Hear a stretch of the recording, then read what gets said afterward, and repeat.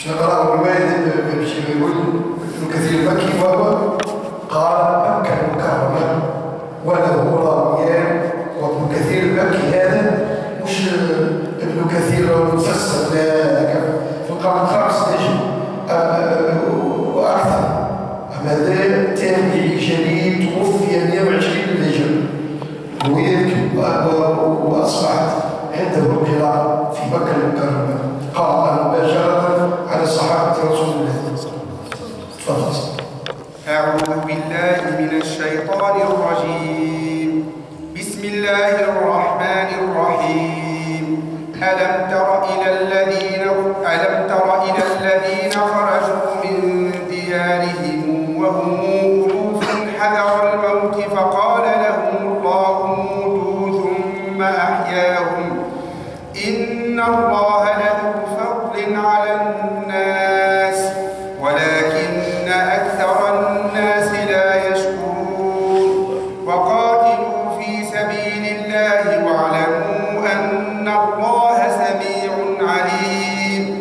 من ذا الذي يقرض الله قرضا حسنا فيضاعفه له أضعافا كثيرة.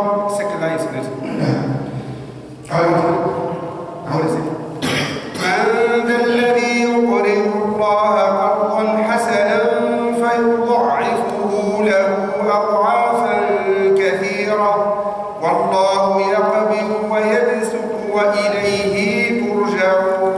وهذا يختص به ابن كثير أن هذا الضرير إذا وقع قبلها ساكن وبعدها متعب فإنه يصلها وهي في القرآن السبعة والعشرة.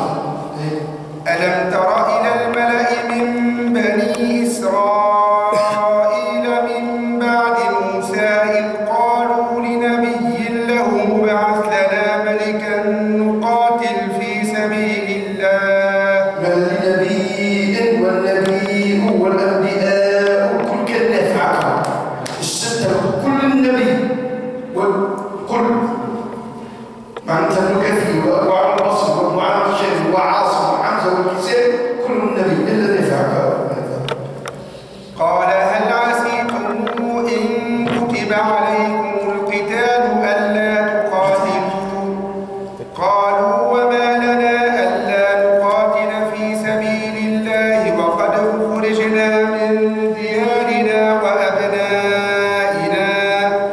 فلما كتب عليهم القتال تولوا إلا قليلا منهم والله عليم بالظالمين. وقال لهم نبيهم إن الله قد بعث لكم طالوت ملكا.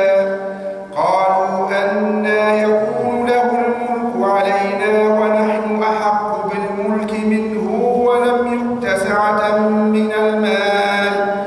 قال إن الله اصطفاه عليكم. قال إن الله اصطفاه هو عليكم. ليش اصطفاه؟